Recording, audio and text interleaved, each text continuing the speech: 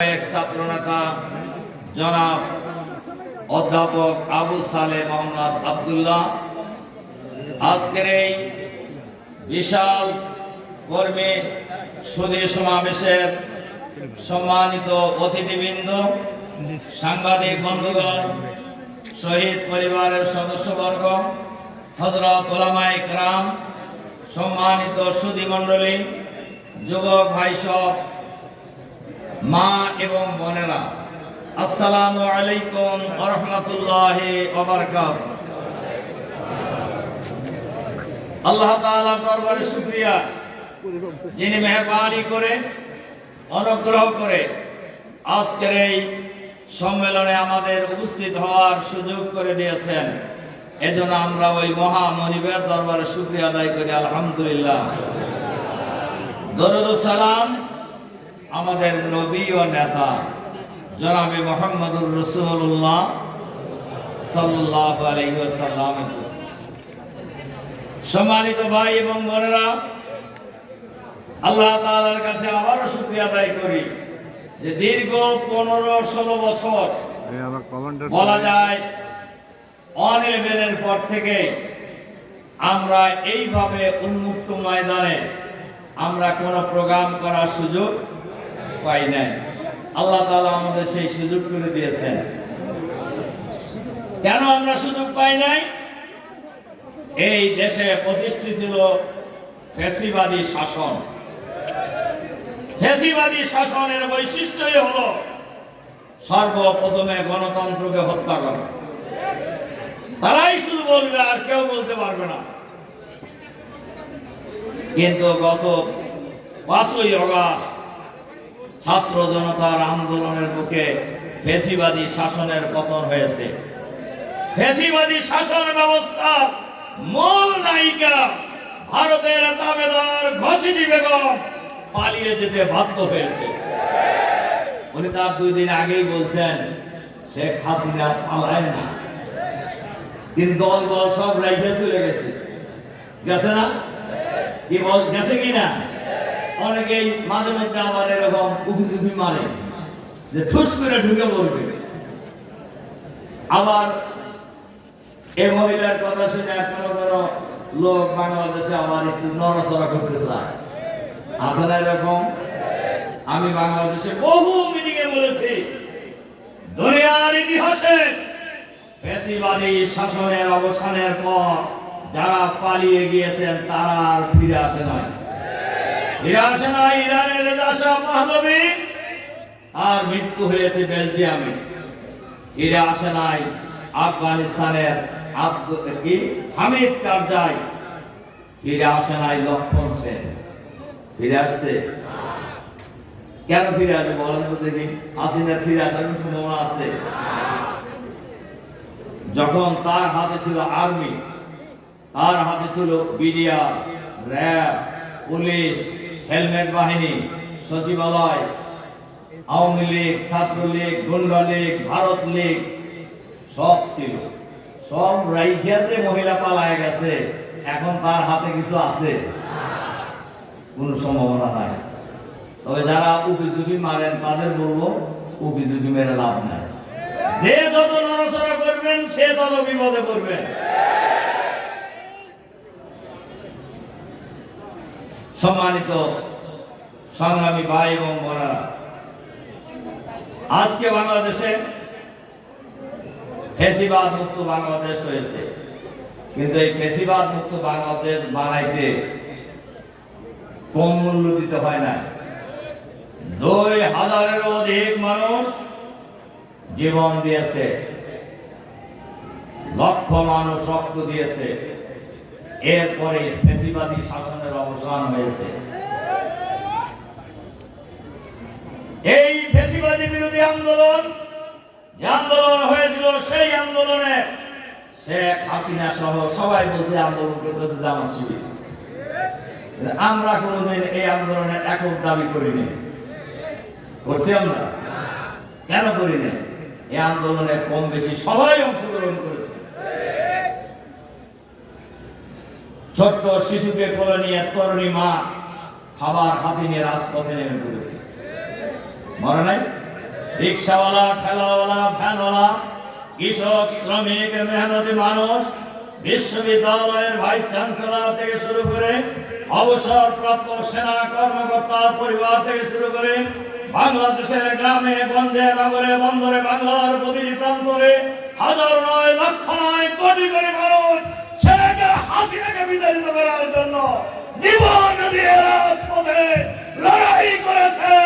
ফ্যাসিবাদী শাসনের পতন হয়েছে, শেখ হাসিনা পালিয়ে গিয়েছে। সুতরাং অনেক বড় মূল্য দিতে হয়েছে। এই আপনারা জানেন সবচাইতে বড় গণহত্যা চলছে হলো ৪ঠা জুলাই, ৪ঠা অক্টোবর। ওই দিন তাদের সর্বশেষ পরিকল্পনা ছিল, হ্যাঁ ৪ঠা আগস্ট।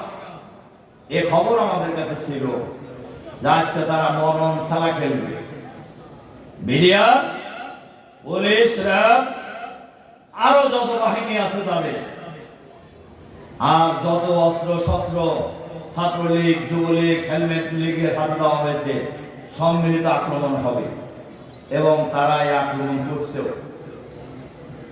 কিন্তু ঢাকা রাজপথে 1 মিনিটের জন্য তারা দাঁড়াইতে পারে না। আর 5 তারিখে যখন বাংলাদেশের ছাত্র জনতা কার্ফু ভেঙে, আর্মির ব্যারিকেড ভেঙে লক্ষ জনতা ঢাকা মহানগরীর চতুর্দিক থেকে গণভবনের দিকে রওনা হয়েছে, এই দৃশ্য দেখেই যারা তাকে রক্ষা করার জন্য দায়িত্ব ছিলেন তারা বলেছেন আমাদের পক্ষে আর সম্ভব নয়, সময় 45 মিনিট। 45 মিনিটের আগে চলে গেছে।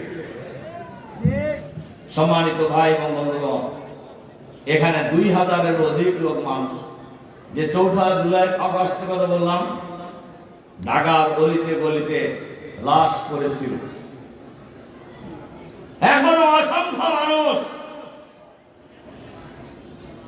তাদের স্বজনদের লাশের সন্ধানে ঢাকা মেডিকেল কলেজের মর্গে খুঁজছে।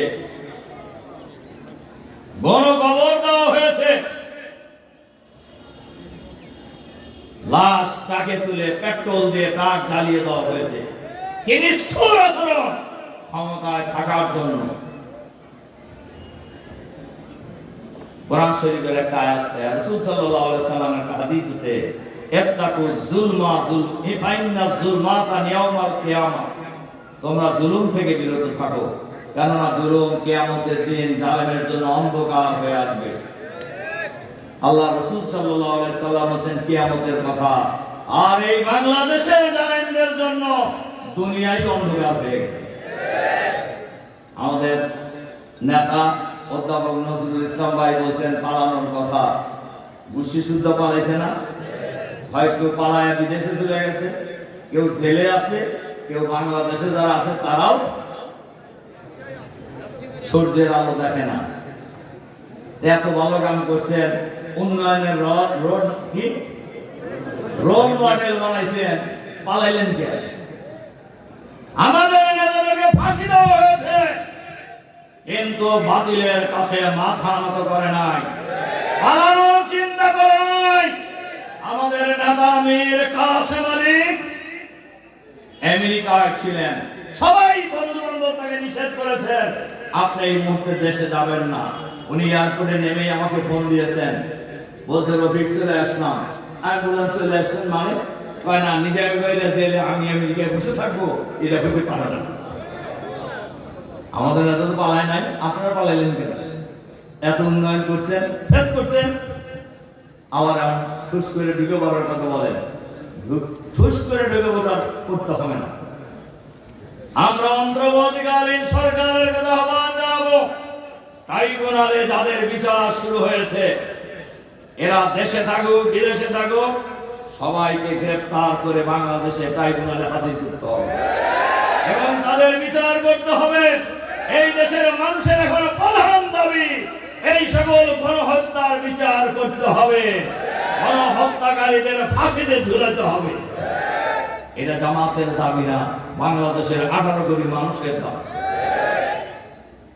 আপনারা চান না বিচার? সম্মানিত কর্মী ভাই এবং বোনেরা,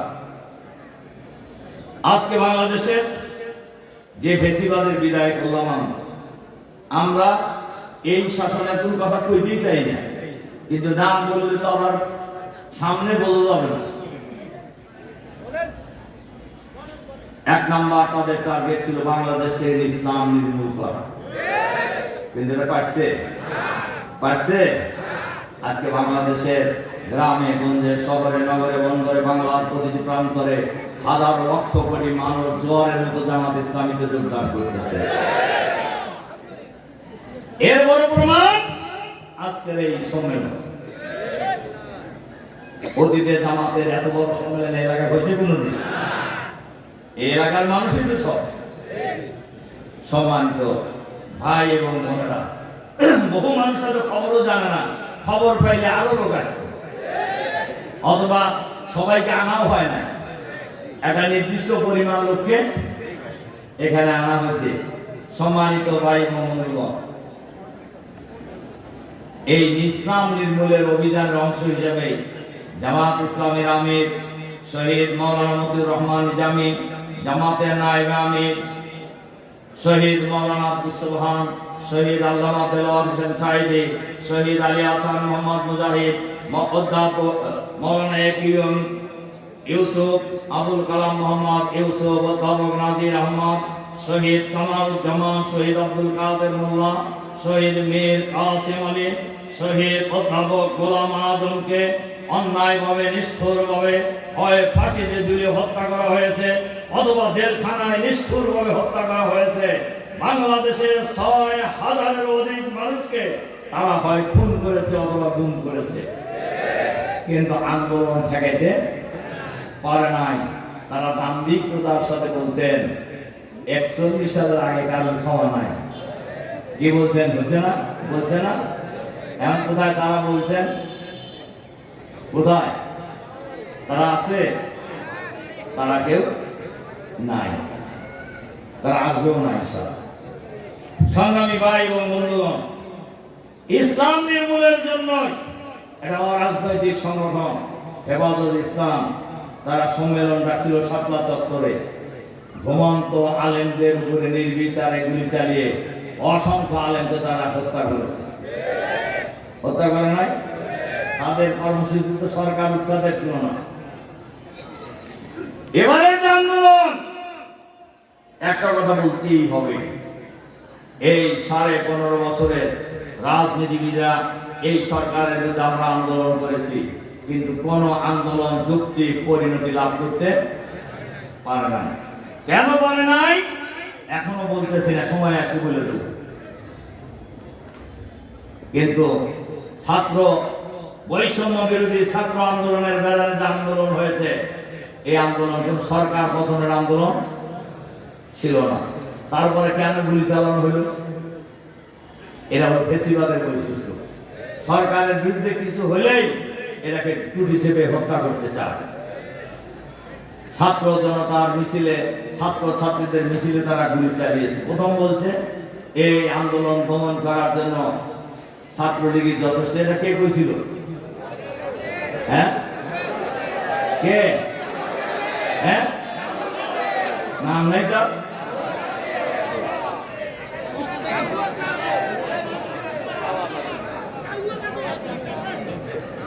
ও, গ্রামে গঞ্জের লোকেরাও কাউগত চেনে। এইটা তিনি বলছিলেন। সে ছাত্রলীগ ঠেকাইতে পারছে? জামাত ইসলামের প্রতিষ্ঠাতা সৈয়দ আবুল আলা মওদুদী রাহমাতুল্লাহ আলাইহি বলছেন, বহু বছর আগে সকল যুগে স্বৈরাচাররা তাদের পতনের সব রাস্তা বন্ধ করে, কিন্তু যে রাস্তা দিয়ে তাদের পতন হয় ওই রাস্তাটা খোলা থাকে। তারা পতন ঠেকানোর জন্য বলছিল রাজাকার, 71, হ্যান ত্যান, এগুলো বলছিল না? এটা কয়েক পতন ঠেকাইছে না? তাড়াতাড়ি গেছে, তাড়াতাড়ি। আমি আজকে ওগুলো বলবো না আজকে। সম্মানিত ভাই এবং বোনেরা, এই সরকার, অতীত সরকার, পরাজিত সরকার, তারা কয়েকটা জিনিসকে ধ্বংস করে দিছে। এক নম্বর, তারা ইসলাম নির্মূলের জন্য স্কুল কলেজের বই পুস্তক থেকে শুরু করে সব জায়গা থেকে ইসলাম নিশ্চিহ্ন করার চেষ্টা করেছে। জামাত ইসলামী ইসলামের মেইন শক্তি, এই শক্তিকে নির্মূল করতে চাইছে। জামাত বাড়ছে না কমছে? কিরকম বাড়ছে? আলহামদুলিল্লাহ। কেমন বাড়ছে এটা পরে দিতেছি। তারা নির্বাচনী ব্যবস্থাটাকে ধ্বংস করে দিচ্ছে। কয় সাল থেকে মানুষ ভোট দিতে পারে না।